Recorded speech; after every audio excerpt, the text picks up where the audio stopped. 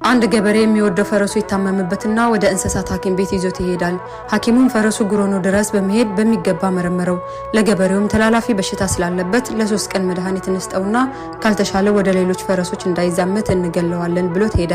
ይህንን ሲያወሩ ፍየል ተደብቃ ሰምታቸው ኖሯል። ለፈረሱ ያለቀሰች ያወሩትን ነገረችውና እንደምንም ብለህ ተነስ አለበለዚያ ይገሉሃል እያለች ተንሰቀሰቀች። ታዲያ የመጀመሪያው ቀን ሐኪሙ መጥቶ መድኃኒቱን ሰጥቶት ወጣ።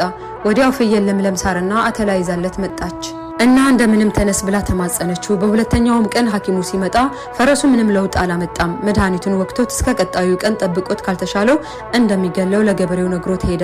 ከዛም ፍየሏ በእናት እኔንም ጓደኛ ታሳጣኝ ካልተነሳ ይገሉሃን ብላ ለቀሰች። ከዛም ፈረሱ በፍየሏ ግፊት ቀስ ብሎ ተነሳ።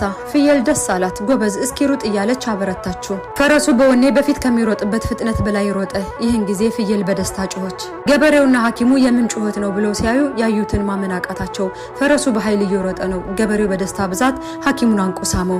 ታዲያ ገበሬው እረኛውን ጠርቶ ዛሬ እኔ ጋር ትልቅ ድግስ አለ፣ ስለዚህ ቶሎ በሉ ፍየሏን ረዱልኝ፣ ምሳ እዚህ ነው አለ።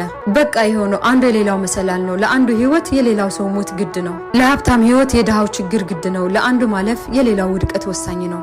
እናም ወዳጆቼ ዓለም የምትመራበት ህግ ይህ በመሆኑ ብዙም አትገረሙ።